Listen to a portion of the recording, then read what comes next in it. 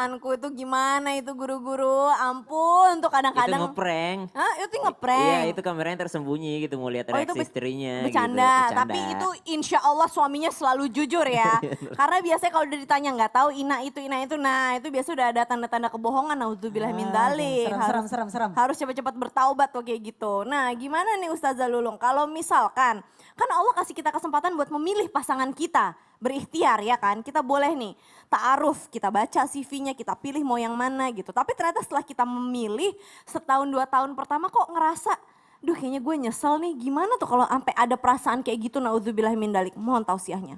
Aduh, terima kasih. Permisi Ustadz. Nah, kalau kita menikah balik lagi nih, niatnya apa nih? Niatnya apa nih kita nikah? Niatnya cuma kepengen selamat dari perkataan orang, ih kasihan deh lo belum nikah. Atau memang niat ibadah? Kalau kita kembali pada niat, insya Allah Allah berikan kemudahan dalam yang namanya rumah tangga. Apalagi kalau kita menikah baru setahun 2 tahun, ya iyalah banyak lagi perbedaan. Kenapa? Kan yang namanya pasangan kita hidup dengan caranya 20 tahun, hidup kita pun 20 tahun dengan caranya kita. Jadi ketika ada kekurangan-kekurangan, apakah boleh kita yang namanya kita mengeluh ke orang lain? Sebenarnya sih keluhan ini ada 2 macam. Keluhan yang pertama dibolehkan ketika, balik lagi pemirsa, ketika kita adalah ingin sharing atau solusi. Ingat nggak peristiwa waktu seorang istri yang bernama Haulah binti Sa'labah bercerita kepada Rasulullah, Nabi kita yang tercinta, ya Sayyidina Muhammad SAW.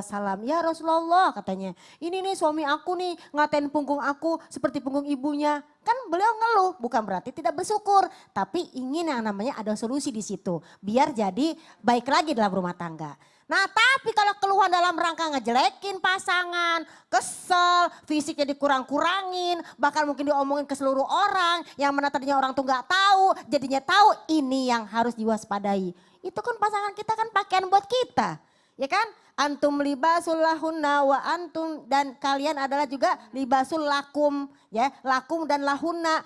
Yang namanya istri adalah pakaian buat suami, yang namanya suami pakaian buat istri. Jadi jangan yang namanya keluhan tuh keluar, malu. Pakaian itu buat tutup aurat, nutupin kekurangan. Kalau ada kekurangan omongin. Nah ketika keluhan itu nyampe kepada orang lain, karena nyesel dengan pasangannya, pertama kita sudah zolim kepada pasangan kita. Karena apa? Sudah mengurangi hak. Karena apa? Zolim adalah intikosul hak. Mengurangi hak orang lain. Hak untuk nyaman, hak untuk adem, damai. Jadi berkurang. Kenapa? Kita omongin. Bahkan ngomong kepada keluarga. Ih tahu gak sih kamu tuh pasangan aku tuh ya. Ih tadinya tuh. Nah ini kan namanya keluhan yang dimurkai oleh Allah Subhanahu Wa Taala. Coba deh kita berpikir lagi bagaimana seorang ayah ya, Nabi Yakub mengeluhkan tentang dirinya, tentang anaknya hanya kepada Allah. Ini kita ngeluh melulu tapi masih bareng, aneh gitu. Dijelek-jelekin pasangan tapi masih bareng bertahun-tahun. Mending yang namanya berpisah masih mending. Ini udah bareng tapi keluh, nauzubillahi min zalik. Nah yang kedua, mulut kita jadi comel. Kenapa? Karena mulut ini gak bisa dijaga. Padahal perempuan tuh ya, jangankan yang namanya dia pakai untuk yang namanya bergibah atau ngeluh. Itu mulut 20.000 kata, jadinya sia-sia. Mendingan juga doain suami, ngobrol bareng gitu loh. Heran, ini kita sepasang suami istri ini adalah omongan komunikasi penting dijaga tuh. Dan yang ketiga ya Allah pemirsa nih kita belajar sama-sama nih ya. Kalau kita udah mulai seperti itu ngeluh sana ngeluh sini berarti kita sombong. Bahkan pasangan ketika ngomong lung atau mama atau papa atau abi umi jangan kayak begitu apaan sih. Nah ini namanya sombong. Kenapa? Orang sombong itu bukan karena pakai sandal yang bagus, pakai baju yang bagus. Tapi sombong adalah batarul haq wa gomtun nas. Yaitu apa? Menolak kebenaran padahal pasangan kita ngomong benar. Tapi kita nolak. Gomtunas yaitu apa? Merendahkan orang lain. Alah kamu apa sih mas? Nah ini ya jangan sampai terjadi hal seperti ini. Ngeluh sama orang lain. Dan yang keempat membuat Allah murka.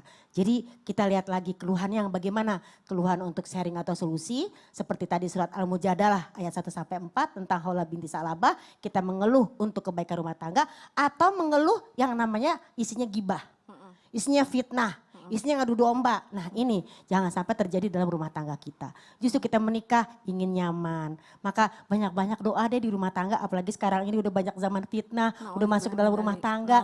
Aduh banyak doa, banyak istighfar. Banyak yang namanya ngobrol lagi bareng sama suami, sama anak-anak. Karena kita ketika kita nikah, akhlak kita dilihat sama anak. Nanti anak juga ngelihat, oh kalau nikah tuh kayak gini ya Maya. Oh seperti ini. Jadi kita ngajarin yang gak bagus sama anak-anak kita.